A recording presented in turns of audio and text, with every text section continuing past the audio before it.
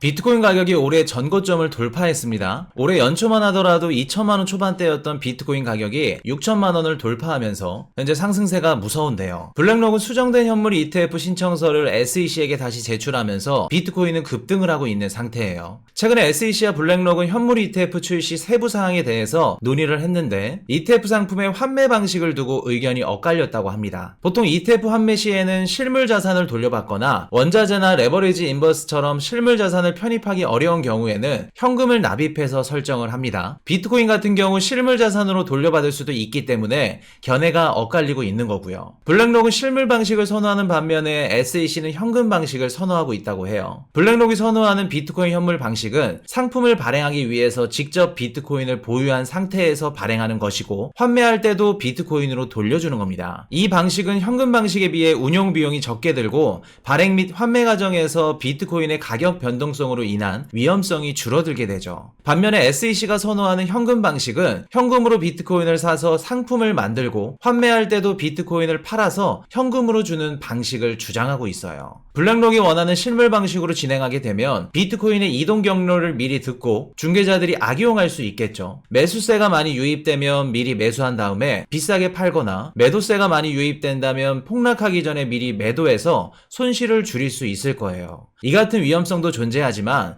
SEC가 현금 방식을 선호하는 이유는 따로 있습니다. 바로 세금인데요. 현금 방식으로 거래를 하게 된다면 중간 과정에서 세금이 부과될 가능성이 높습니다. 즉 세금이 높을수록 블랙록의 운영 비용은 증가할 것이고 그 부담은 자연스럽게 투자자들에게 전가되겠죠. 정리하자면 현금 방식의 운용은 현물 ETF 상품의 매력을 약간 감소시킬 수도 있다는 걸 의미합니다. 그리고 ETF 발행사가 환매를 하기 위해서는 비트코인을 보관하는 수탁사로부터 비트코인을 받아와야 됩니다. 이 과정 중에 네트워크 사정으로 지연되거나 비트코인 가격이 크게 움직일 경우 환매 신청 시 가격과 실제로 비트코인을 받을 때 가격이 달라질 수 있겠죠. 블랙록은 이 문제에 대한 해결책으로 하루짜리 대출을 받아서 즉각 결제를 하는 방안을 설정했습니다. 블랙록의 이런 구체적인 방안들을 보면 비트코인 현물 ETF 출시에 진심인 것 같다는 생각이 들어요. 이번에 블랙록이 SEC에게 제출한 신청서 내용을 자세히 보면 21가지 내용이 수정사항으로 적혀 있었고 주된 내용은 보안을 강화하고 각종 안전장치를 도입하자는 내용이었어요. 어떤 부분이 수정되었는지 핵심만 뽑아서 말씀을 드릴게요. 첫 번째는 수수료 인하입니다. 이전 신청서에서는 신탁 순자산 가치의 100분율에 따라서 부분적으로나 전체적으로 수수료 면제가 가능할 수도 있다는 이런 내용이 기재되어 있었지만 이번 수정안에는 수수료의 일부를 면제하기로 결정한 것은 따로 없다라는 내용이 있었고 추후에도 수수료 면제를 고려하지 않겠다고 합니다. 만약에 수수료 면제를 하게 된다면 투자 설명서 자료나 신탁 웹사이트의 공지를 통해서 주주들에게 통지한다고 하죠. 개인적인 생각은 현물 ETF 환매 방식을 SEC의 요구대로 현금 방식으로 선택을 하게 된다면 블랙록의 ETF 운영 비용이 증가하겠죠. 그렇기 때문에 수수료 면제를 처리할 수 있게끔 안전장치를 걸어놓는 게 아닐까 싶습니다. 아마도 블랙록의 현물 ETF 상품은 SEC의 요구대로 현금 방식으로 진행하게 될 가능성이 높아 보여요. 두 번째는 보관 방법입니다.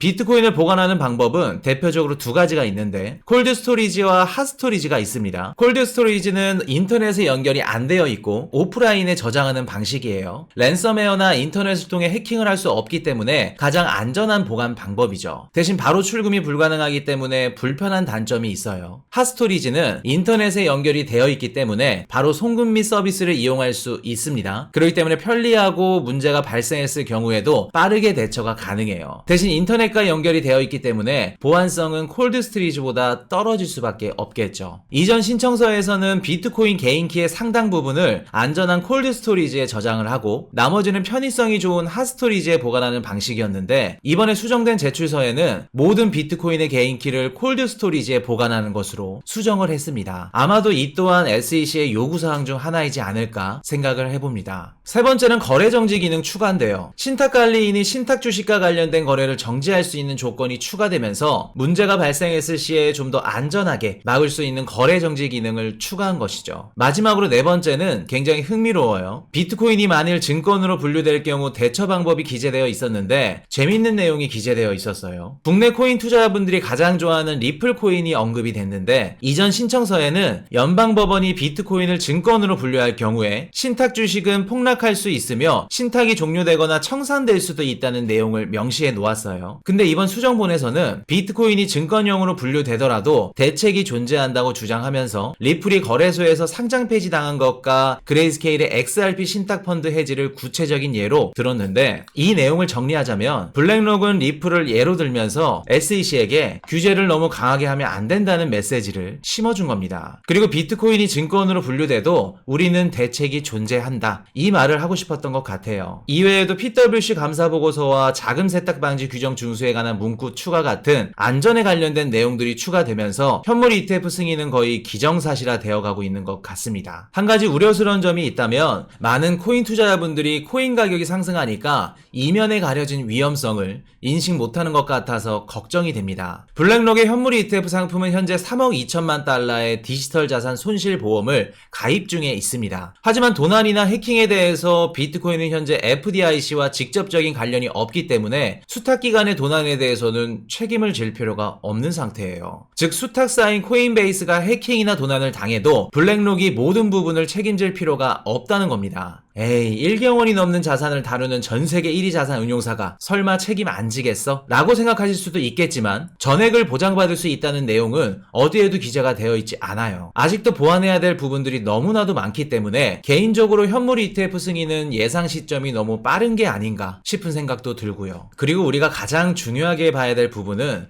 블랙록의 현물 ETF 승인 결과가 아닙니다. 블랙록의 소름 돋는 계획이죠. 10월 27일 블랙록은 10만 불의 시드 라운드 투자를 받았습니다. 투자한 곳은 블랙록의 자회사인 파이낸셜 매니지먼트라는 곳인데 보통 ETF 출시 전에 외부 펀딩을 무조건 받는 것은 아닙니다. 금이나 은 같은 원자재 ETF 상품은 시드 펀딩 없이 투자 자산에 의해 상품 출시가 가능하지만 비트코인 현물 ETF 상품은 회사 내에서 다루지 않는 새로운 상품이기 때문에 외부에서 공급을 해줘야 됩니다. 이 때문에 펀딩을 한 것 같은데 블랙록의 규모를 생각해보면 10만 달러라는 금액은 굉장히 초라해 보여요. 왜 블랙록의 자회사가 적은 금액으로 시드 투자를 했을까? 그리고 그 회사가 하고 싶은 건 무엇일까? 우리는 의심하고 또 의심해야 됩니다. 블랙록은 2022년도 기준 300개 이상의 자회사를 두고 있고 보통 국내외 다른 기업의 지분을 투자하거나 위험성이 있는 투자를 진행할 때 자회사로 진행을 합니다. 만약에 위험이 생기거나 문제가 생기더라도 꼬리를 잘라낼 수 있기 때문에 수백 개의 자회사를 두면서 전 세계에 돈이 되는 자산이나 상품에 투자를 할 수 있었던 거죠. 현재 블랙록 파이낸셜 매니지먼트는 10만 달러를 투자하고 주당 25달러의 가격으로 4,000주를 발급받은 상황인데 이번 초기 투자로 인해서 향후 블랙록의 현물 ETF 상품에 대해 막대한 영향력을 행사하게 될 겁니다. 추후에 에어드랍을 하거나 하드포크를 하게 될 경우가 발생한다면 결정할 수 있는 권한이 주어지게 될 거예요. 예를 들어서 에어드랍의 소유권을 블랙록에게 기속시킬지 주주들에게 나눠줄지 이런 사항을 결정하게 될 겁니다. 추후에 다른 비트코인 ETF 판매사와 경쟁을 하게 된다면 할인 정책이나 수수료 경쟁 같은 이런 중요한 부분을 결정할 수도 있고요. 추후 도난이나 해킹 손실로 인해서 발생했을 경우 해당 부분에 관련해서 책임자 역할을 담당할 수도 있겠죠. 정리하자면 추후에 비트코인을 보관하는 과정에서 해킹이나 분실 등 심각한 문제가 발생했을 경우에 수탁사인 코인베이스가 책임을 져야 되고 블랙록은 본인에게 위험이 전가되면 자회사를 잘라내는 안전장치를 구축 중이라는 겁니다. 12개 현물 ETF 신청사 중에 가장 많은 자금이 몰릴 것으로 예상되는 곳은